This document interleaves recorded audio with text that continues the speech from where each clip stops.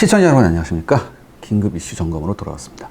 오늘은 북한 대전차 미사일 이야기인가요? 네, 우크라이나 전장에서 북한제 불세4로 보이는 최신 대전차 미사일이 발견됐습니다. 그래서 우크라이나는 물론 우리를 정말 놀라게 하고 있는데요.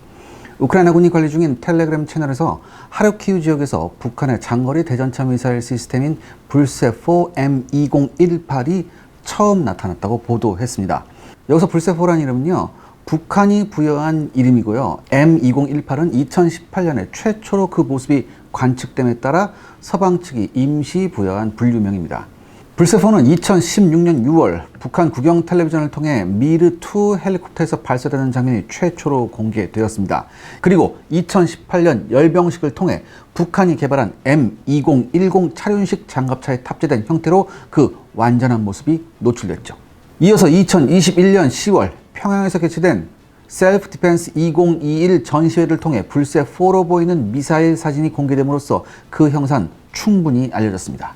하지만 불세4의 성능에 대한 공식적인 공개 정보는 전혀 없었죠. 서방 전문가들은 사거리 10에서 20km급의 광섬유 유도 방식을 사용하고 있다고 추정하고 있을 뿐입니다. 따라서 오늘 샤레 군사연구소에서는요, 북한의 신형 대전차 미사일 불세4와 우리 전차의 대응에 대해 알아보는 시간을 갖고자 합니다.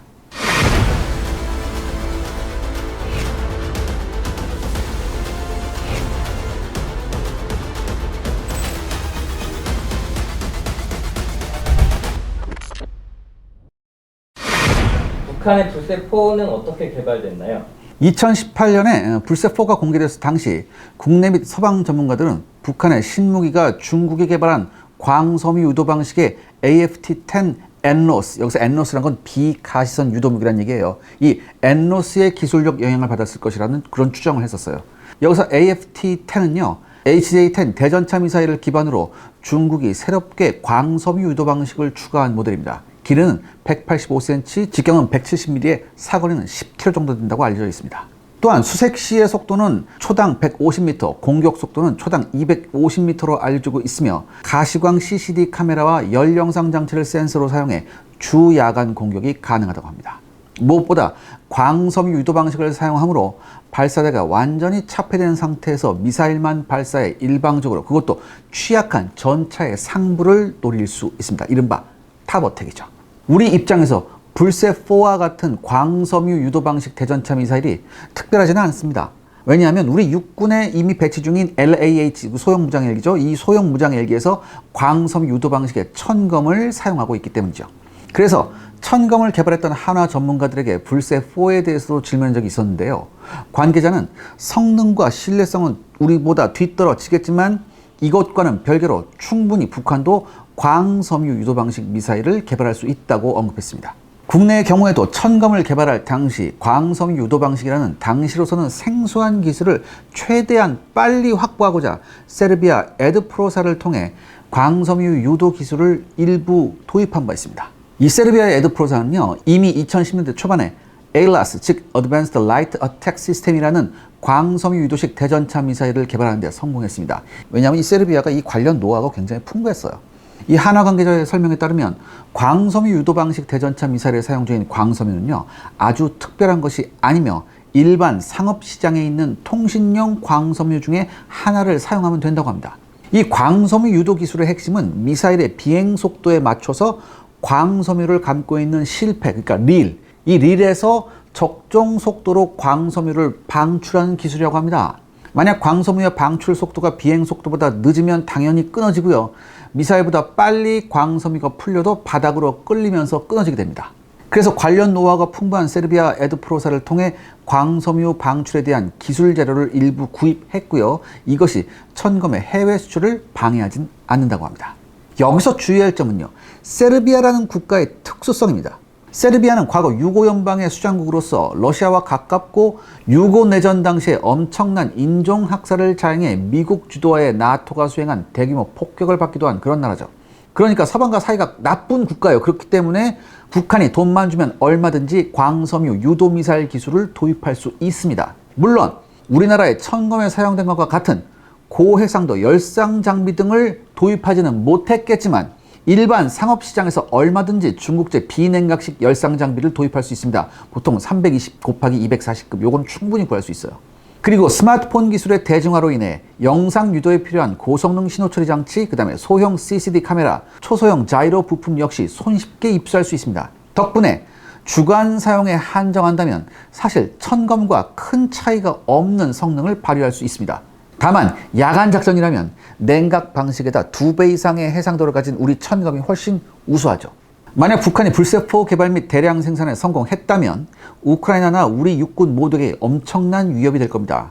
불세포 같은 엔로스, 즉 비가시선 유도 무기는 적군의 무기를 직접 관측할 필요 없이 구릉이나 건물 뒤에서 미사일을 발사한 이후에 미사일의 전면 광학 시커가 촬영한 영상을 보면서 표적을 선별한 이후에 공격이 가능하기 때문입니다. 그러니까 공격받는 입장에서 갑작스럽게 대전차 미사일이 날아오는, 그것도 전차의 취약한 상부를 향해 날아오는 것이기 때문에 속수무책으로 당할 수밖에 없죠. 그래서 서방 전문가들은요, 역시 우크라이나 전장에서 발견된 불세4에 대해 상당한 우려를 표명하고 있고요. 사실 우리 육군에도 이건 날벼락입니다. 이거 심각하네요. 다행히 우리 전차를 생산하는 현대 로템은 폴란드에 대한 K2PL 전차 수출 노력과 우리 육군용 K2 흑표전차 성능 개량 사업에 대응해 무인기 방어 체계와 하드킬 능동 방어 시스템을 개발하고 있는 중입니다. 폴란드는 러시아 우크라이나 전쟁을 지켜보면서 전차의 최대 적이 바로 자폭 무인기, 즉 자폭 드론임을 확인했고요.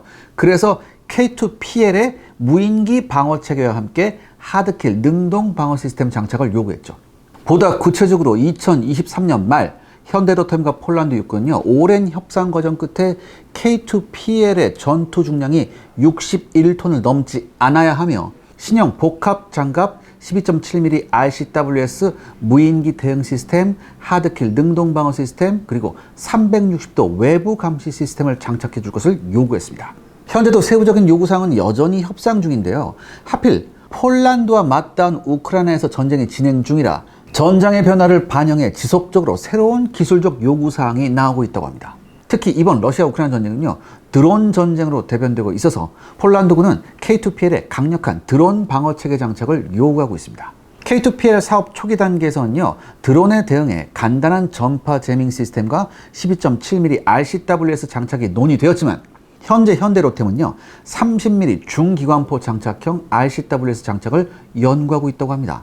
그 이유에 대해 설명하자면 2023년 초반까지만 해도 우크라이나와 러시아 모두 중국제 DJI 무인기를 개조한 모델을 주력으로 사용했었는데요. 하지만 이들 무인기들은요, 유도에 사용하는 주파수 태역이 모두 노출되어 있습니다. 그렇기 때문에 간단한 제민 장비만으로 대응이 초반에는 가능했었어요. 하지만 고급형 상용 드론의 경우 12채널, 심지어 24채널을 가지고 있어서요, 어느 정도 제밍에 대응이 가능해졌습니다. 더욱이 우크라이나와 러시아 모두 제밍에 대응한 새로운 무선 조종 장치와 함께 GPS 제밍에 대응할 수 있는 항법 장치를 사용하기 시작했습니다. 또한 양측 모두 무선 제밍에 대응, 스스로 표적을 인식해 공격하는 AI 기반 자폭 무인기를 개발하는 물론 일부 인공지능 자폭 드론들이 실전에 투입되고 있습니다. AI 기반 자폭 드론에 대응할 수 있는 유일한 방법은요, 바로 격추입니다.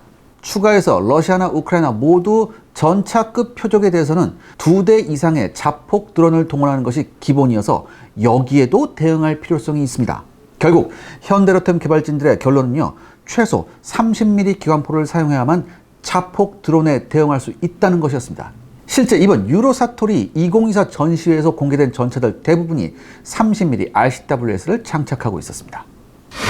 시청자 여러분들의 구독과 좋아요는 영상 제작에 정말 큰 도움이 됩니다. 여러분들 부탁드리겠습니다. 구독과 좋아요. 왜 30mm 기관포인가요? 현대로템 관계자에 따르면요, 표적이 되는 드론의 크기에 따라 달라지지만 12.7mm RCWS를 사용해 무인기를 요격할 수 있는 거리가 300에서 500m 정도에 불과하다고 합니다. 이렇게 교전거리가 짧으면요, 간단히 2기의 자폭 드론을 동원해 연속 공격하면 쉽게 방어망을 돌파할 수 있죠. 이와 비교해 30mm 기관포의 경우 드론을 감지하는 전파 근접 신관을 사용하거나 공중 폭발 시스템을 입력할 수 있는 ABM, 즉 에어버스트 탄이죠. 이 공중 폭발탄을 사용해서 사거리를 3000m 이상으로 늘릴 수 있습니다. 미국과 유럽의 전차 및 드론 대응 대공포는 하나같이 서방의 30mm 탄 중에 가장 작은 30 곱하기 113mm 탄을 사용합니다. 이 30 곱하기 113mm 탄은 탄피 길이가 113mm인 30mm 탄을 의미합니다. 이게 원래는요 1940년 후반에 영국과 프랑스가 공동으로 전투기에 사용하고자 개발한 그런 탄이에요. 30 곱하기 113mm 탄은요 전체 크기와 비교해 큰 탄두를 갖추고 있어서 위력은 강했지만 탄속이 초속 795m에 불과해서 초음속 전투기 시대가 개막되자 사용이 중단되었습니다. 그러다가 미국이 AH-64 아파치용으로 선정해서 M230 기관포와 함께 전 세계적으로 확산됐죠. 당연히 아파치를 운영하는 우리 육군도 표준탄으로 사용하고 있습니다. 아파치에 장착된 이 M230 체인건은요 중량과 반동이 적었기 때문에 미 육군은 경전투 차량을 위해 M230을 기반으로 지상용으로 변형시킨 M230LF를 개발했죠. 이 M230LF는요 중량이 72.6kg에 불과합니다. 그래서 JLTV와 같은 경량 차량에도 충분히 탑재할 수 있고요. 현재는 XM914라는 제식명의 스트라이커 M-SHORAD 대공포 외에 CUAS, 이게 뭐냐면 차량 탑재용 드론 요격 체계예요. 여기에서 무인기 요격용으로 사용하고 있습니다. 이 30 곱하기 113mm 탄의 탄두는요 고폭탄을 기준으로 전체 중량이 220g이고요 내부의 작약 중량만 52.5g에 달할 정도로 탄두 체적이 큽니다. 그렇기 때문에 미국은 이를 기반으로 전자식 신관을 내장한 XM1211탄과 XM1223탄을 개발할 수 있었습니다.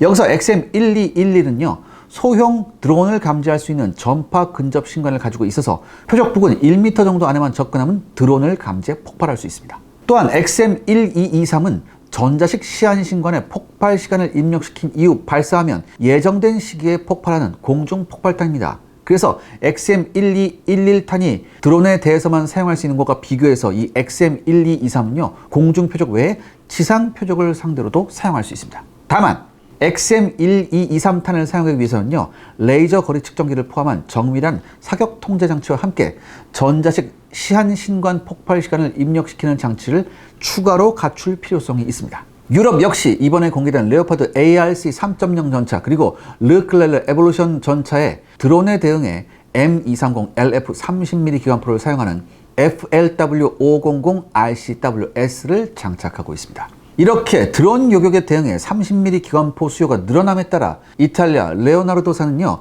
블레이즈 30mm라는 30mm 기관포를 개발하고 있는 중입니다. 블레이즈 30mm는요 전반적인 크기와 중량은 M230LF와 동일하나 230 계열이 전기 모터와 체인으로 작동하는 것과 비교해서 블레이즈 30은요 전기 모터와 캠 구동 장치를 사용해 구조가 단순화되었고 신뢰성이 높아졌다고 합니다. 그리고 레오나르도사는요 블레이즈 30과 연동되어 무인기 표적과 보병 모두를 공격할 수 있는 독자적인 시한식 공중 폭발탄을 개발하고 있는 중입니다.